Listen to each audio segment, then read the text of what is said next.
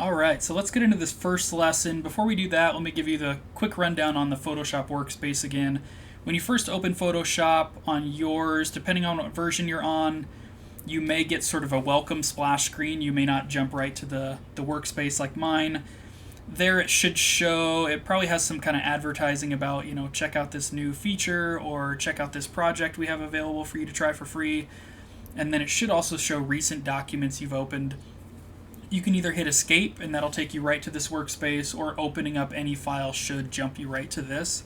So the way to do that, the long way to do it, as with any program, File, Open, gives you this pop-up menu. You can navigate to your files and open them.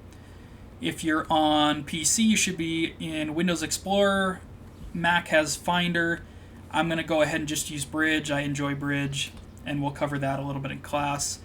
Once again, you can sort, you can rate, you can do all kinds of different things here. If you come back from a trip, super handy to be able to rate your photos, highlight them different colors. If you want to print these 10, you can highlight those in green and then filter them.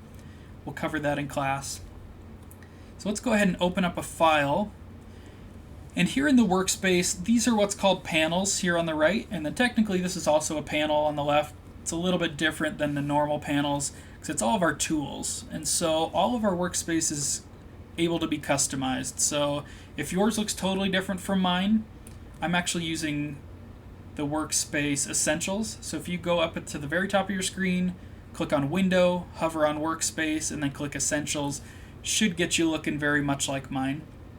And once again, all of this is customizable. So Renamey is actually a plugin. You guys won't have that, as you can see. Let me go back to my essentials here. And this is a perfect example. So it got rid of a few of my tabs when I clicked on the Renamey.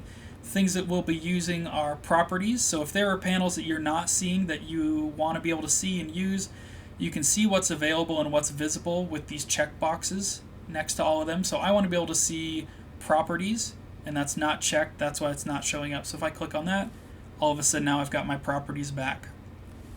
So all the panels that are available are listed here. You can turn them on and off. You can also save workspaces. I'm not going to go into that, but just know down the road as you work in Photoshop more, get more comfortable, you can customize your workspace and save it. These three up here are customized ones that I have saved, so I can jump between them real quick. So if I'm doing maybe batch editing of a ton of different product photos, I might use one workspace. Then if I'm doing, design work or something, I might jump over to another one, and it'll have all my panels arranged just how I want them for that type of work. So not important right now, just know that it's available in there. For now, the most important thing is to understand what panels are, that they're all different, they display different things. You'll get a better feel for that as we go through, and to know that they are customizable. So if I want properties over here at the end of this one, I can do that. If I want to drag properties out so that it's floating, I can do that. If I want to dock it somewhere else, I can hover over the left side of the screen. You'll see I get that blue sort of line that appears, and if I let go, it's now docked on the left side. I can use these arrows to sort of expand and collapse, these double arrow icons. Expand and collapse, and if I want to bring properties, let's just say back over to this panel, or maybe here, and group it with adjustments or with layers, you can see I get that blue preview. I'm just going to put it right back where it was, and then drag it to the beginning of that grouping of panels. So once again, not super important right now, but just know that it's all customizable for how you work as you sort of learn in Photoshop how you're going to work. So one of the most important things in Photoshop is knowing how to navigate around your file. And so in the lower left here, mine displays 66.67%. That's the level of zoom that I have on my file right now, so I'm looking at it at 66% of the original file size. So if I right click and I go to 100%, I'm now looking at it at 100% zoom on my screen. And you can do that by using the magnifying glass tool here. It's at the very bottom of your tools panel. And there's a couple different ways to zoom. So it defaults to, right now, I've got the magnifying glass cursor with the plus inside. So every time I click, it's going to zoom in.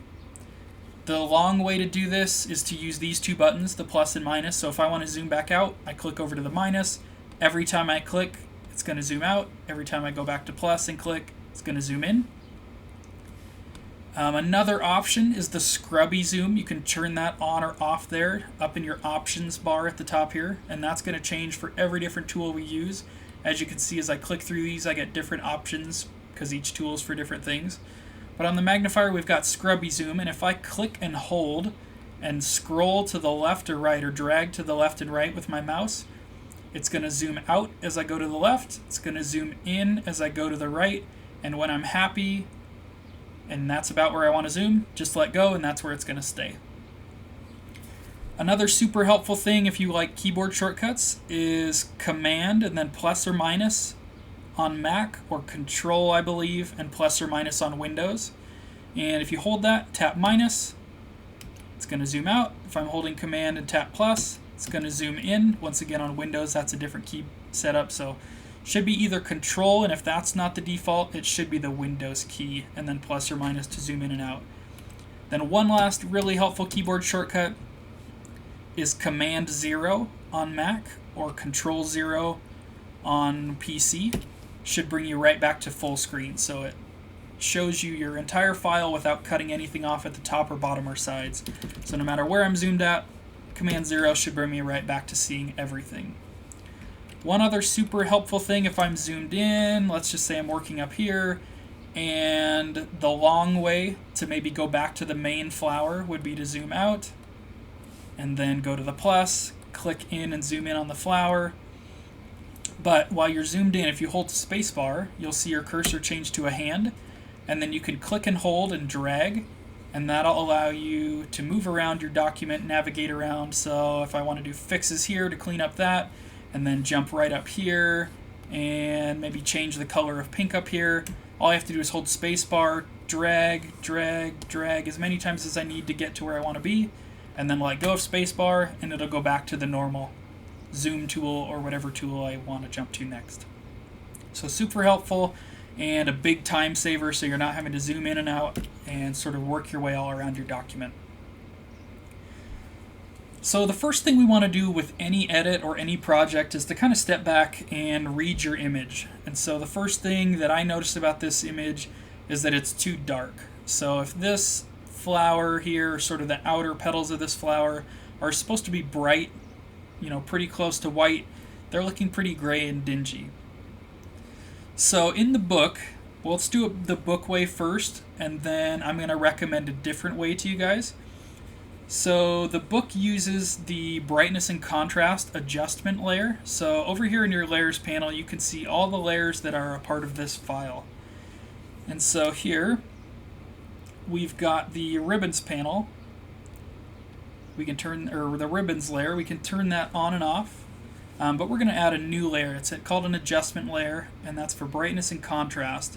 And there's multiple ways to do this, just like everything in Photoshop. You can use the adjustments panel here and kind of learn the icons, and as you hover over them, it tells you what they are. So this first one, that's kind of this split circle with the sun lines around it, is brightness and contrast. As soon as I click on that, you can see it adds a new adjustment layer to my layers panel here.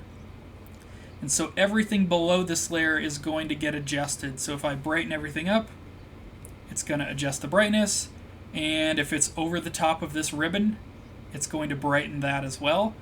If I rearrange my layers, which we worked with a little bit later in another project, if I rearrange those and bring my brightness underneath the ribbons, it's no longer brightening anything that's above it in the layers. So these are kind of priority, or you could think of them as stacks of paper sort of a thing, or a collage of various pieces. Whatever is hidden underneath another layer doesn't show through or affect the layers above it.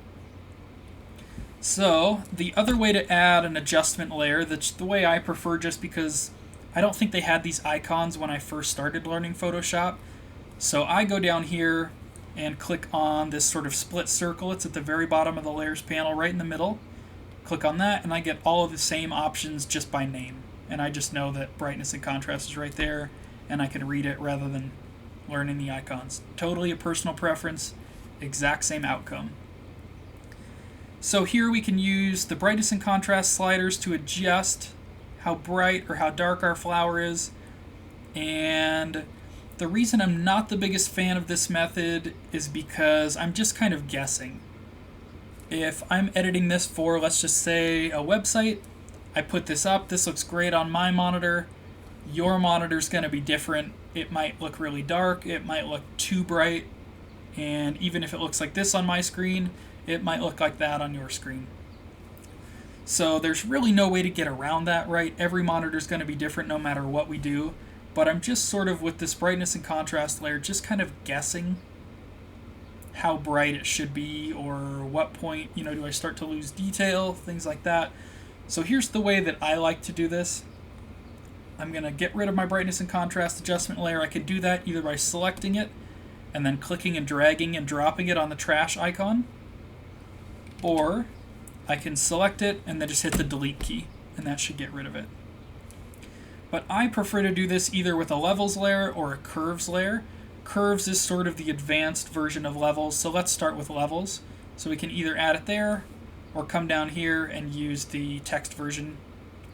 And what I like about levels is it shows me a histogram. So this is basically sort of a sound wave, is a visual representation of a song or a sound. This is a visual representation of all of the info in my image. So on this left side is the shadows. So you can see this sort of spike. There's a lot of detail or information right there in the shadows that's darker than what's over here in the highlight section. And that's going to be all of these darker areas that are sort of black or dark green in this background. Then this spike over here, over on the brighter, the highlight side, is going to be these whiter areas of the rows. So I can actually use this white slider and use the histogram to tell me exactly where to stop, right at the edge of where the detail in my image starts. So rather than guessing and ending up maybe here where I start to lose detail in the flower, I know exactly where to stop and exactly where I should have it.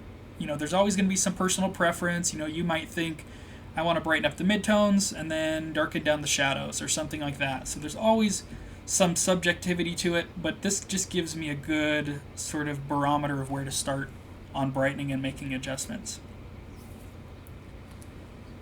So now if we take a look at our layers panel, you can see we've got that extra new layer, the adjustment layer there for brightness. And let's save our progress real quick. So we can either do it the long way, File, Save, or as you'll see as we go through and do sort of things the long way the first time, on the right side of all of these menus, you'll get the keyboard shortcut. So mine's going to display different than yours if you're on a PC. Mine says Command S. Yours is probably going to be Windows S or Control S, depending on what it defaults to, and that should automatically save. If you're familiar with computers at all, the Windows Suite, Microsoft Word, all of that, you're probably familiar with these shortcuts to save and overwrite the version you're working on, or save as, to save as a new file and change, what it's called, things like that. Should be nothing new to you. I'm just going to save as and save this as something new, and I'll just call it in progress. And then you can either click save down here or hit enter, and it's going to save. So let's prep and add our second banner. So in this project, we're going to add a similar banner like this one just down here in the left corner. So over here in our tools panel, we've got what's called a foreground color and a background color, and the defaults are black in the foreground, white in the background. You've got these two arrows you can use to switch them back and forth. You can click on this black and white tiny sort of thumbnail preview in order to return to defaults. In case you have, let's just say, red, and you want to go back to black and white, just click that, you're back to the defaults there. So for now, we're going to focus on the foreground color. So if we click on black, our foreground color, we get this pop-up, the color picker. And so here we can either manually set the color by clicking and then dragging. So let's just say I wanted blue, and I want to guess, that's pretty similar there to the color in my first banner, but I want to get it exact. So to get it more exact, if you hover over your image, you'll see your cursor is now sort of this eyedropper, and we can use that to sample any color in our image. So if I wanted to match this pink in the rose right here exactly, I just have to click, and then the color will change and match that. Now yours is probably different than mine. My sample size is set really high, just using this for a different project. But you'll probably want something smaller, maybe 3x3, 5x5, 11x11. That just means it's going to sample a circle around the pixel you clicked on, and just about how generous it's going to be. So if I pick 5 by 5, it's going to sample the pixel I clicked and then 5 pixels in every direction, and then it's going to average those colors. And I always recommend doing an average just because one pixel side by side with another, they're sometimes, depending on the resolution of your file, going to be totally different. And taking an average is just going to give you a better outcome. So like I say, we've got our sample size set. You can tap, it's going to give me the exact pink that's right in that area of the rose. I could sample green, but for now I want to sample the color of this blue banner. And there we go. That's going to be pretty darn close. So we've sampled our blue. We've got our foreground color that Photoshop is going to use to create this second banner we're about to do. So in order to create this shape and get a nice hard edge, we're going to want to use a selection. So there's a million ways to make selection. We're going to use the rectangular marquee tool up here. Second tool down. We'll just click that. And then we're going to click, hold, and drag to draw a selection. So you can see I'm clicking, holding, and dragging, and it completely allows me to draw whatever shape, rectangle, square, whatever shape that I want to. There are a couple keyboard modifiers here. If I wanted to make sure that I was drawing a perfect square, if I hold Shift, you can see it immediately jumps to a square, and if I keep holding Shift, it only lets me draw a perfect square. If I let go of Shift, it goes back to letting me free draw whatever rectangle I want. So, you probably started doing that along with me here. If you need to deselect to start fresh, you can use the keyboard shortcut, or you can go up here to Select and then Deselect, and it shows you that keyboard shortcut right here. So my keyboard shortcut for deselecting is Command and D, and that will deselect. So we're going to draw our selection, and you would just kind of guess and visualize it by how you wanted this project to go, but for this project, as the book states, we're going to draw roughly 3/4 of an inch tall and 2.5 inches wide. So to do that, I would just click way off of your canvas over here, click and hold, and then start to draw in. And you'll see that it defaults to putting the right edge of your selection right up against the edge of the canvas, which is perfect. That's what we want. And as I draw, you can see it gives me this pop-up sort of preview or status window that gives me the width and height. So our height was going to be about 0.75, doesn't have to be exact. And then our width was going to be about 2.5 inches wide. So I'm going to click, hold, and drag out till I'm about 2.5 and then about 0.75, and that should work perfectly even though it's not exact. So now we've got our selection, and what this selection is going to allow us to do is to only work on this selected area of the canvas.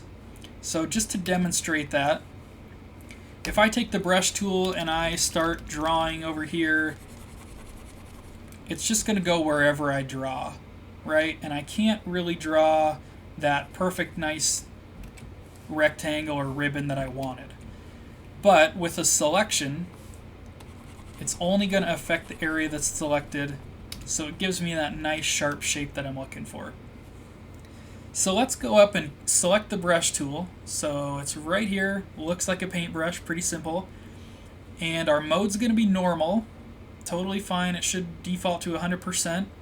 And then up here where it says 70, your number might be different. If you click that, you get all sorts of different brushes. So for this one, we're just going to use kind of a big soft brush.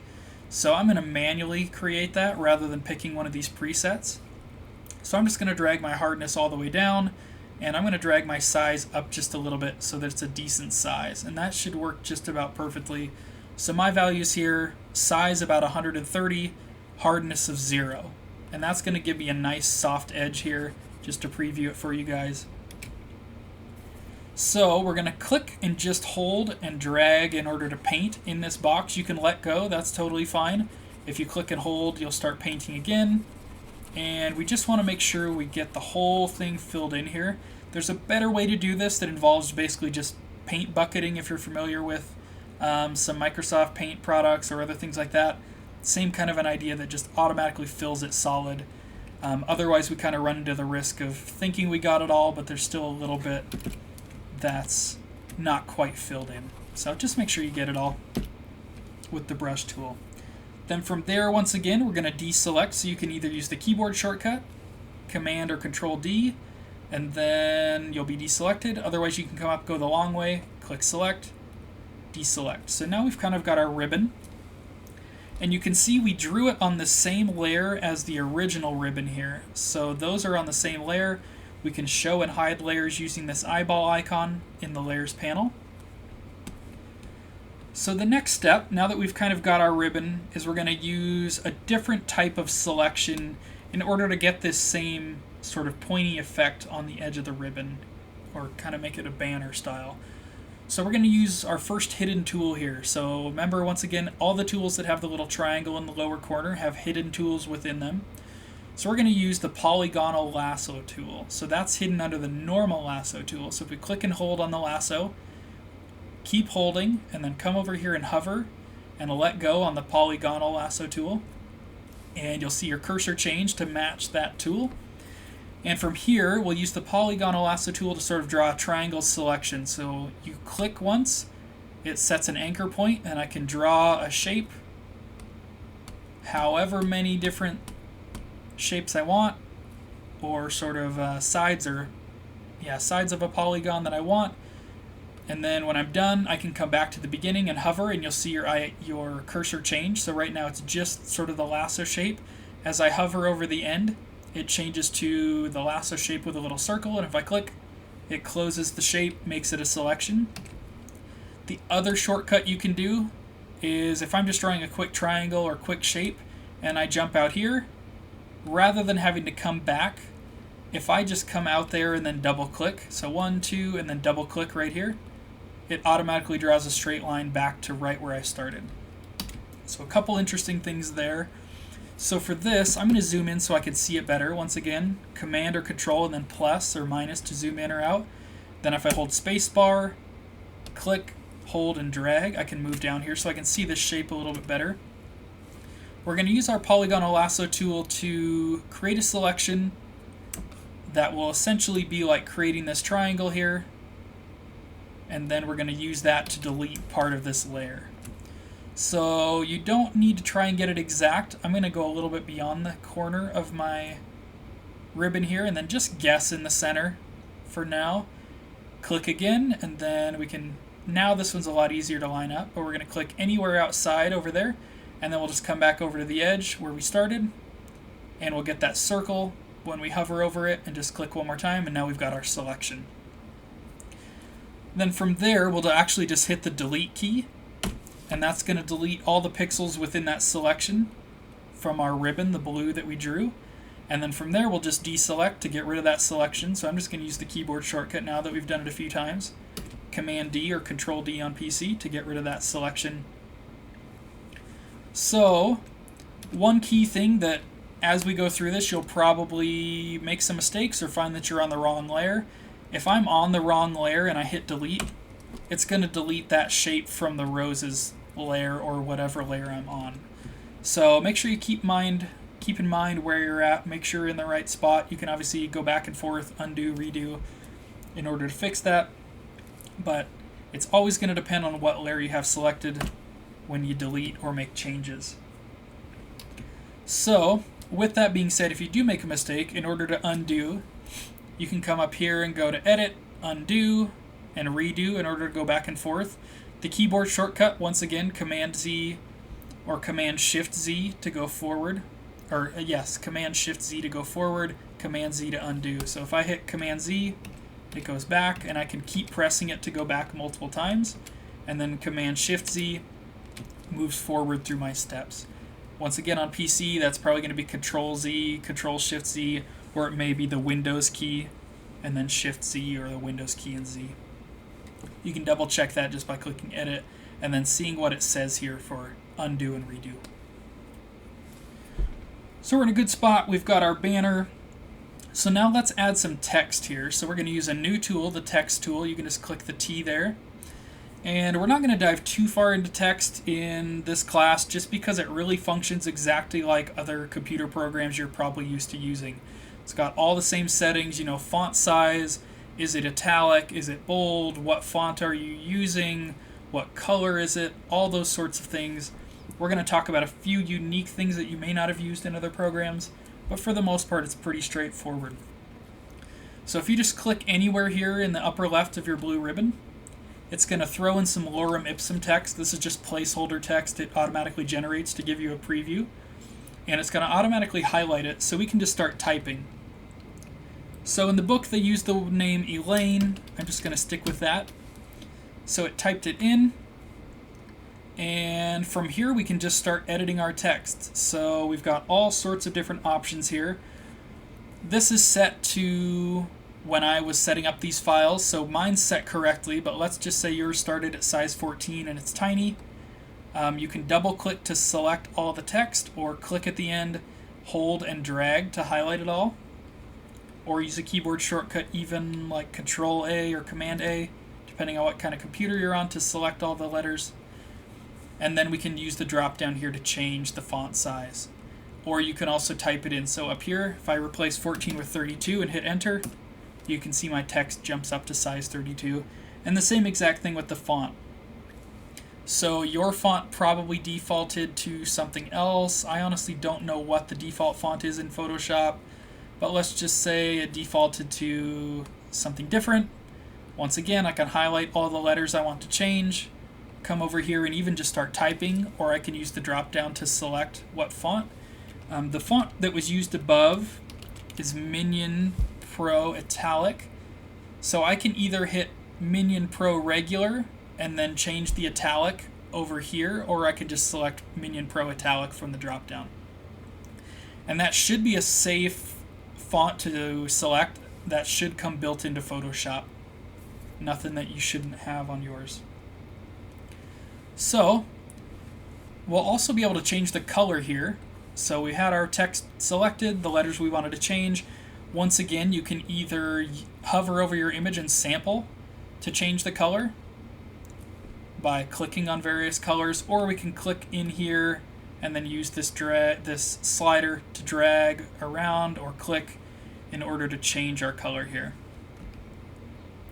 So for this, I'm going to go back to the yellow, and we'll go with that, and that works fine. And then to confirm that, we'll just click on this checkbox up here in your options panel at the top, and that commits our text and all of our changes. And you can see we've got a new layer over here, our text layer. There it is, we can turn it on and off. And from here, yours is probably like mine, it's not lined up perfectly. We're going to use another new tool in order to adjust this here, and that's the Move tool, and that's right up here at the very top. It should default to these settings, but double check that it's auto-selecting and that it's auto-selecting a layer.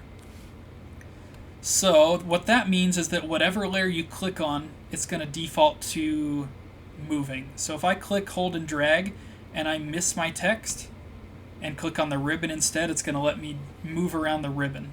So if I made that mistake, want to undo it once again, I can come up to Edit, Undo, or use the keyboard shortcut. But I want to make sure that I'm clicked on my text layer, and you can see that it jumps layers as you click. You should see it jump to your text layer, and you can move it around and adjust it. With that, with the Move tool selected, you can also use your arrow keys to nudge up and down and kind of fine-tune how you're adjusting things and where it's placed. So I'm just going to put mine somewhere right about there, and that should work great. So from there, we're in a good spot. Our text doesn't quite match with these sort of effects or layer styles. We're going to cover those in a later lesson, as you know from class. If you wanted to apply that kind of a thing here, you totally can, now that you know how to do it. But for this lesson, as far as the book goes, that's where we end it. You can save your file once again by going File, Save, or save it as a new name, as Save As if you want to save it as something like Lesson 1 completed or something like that.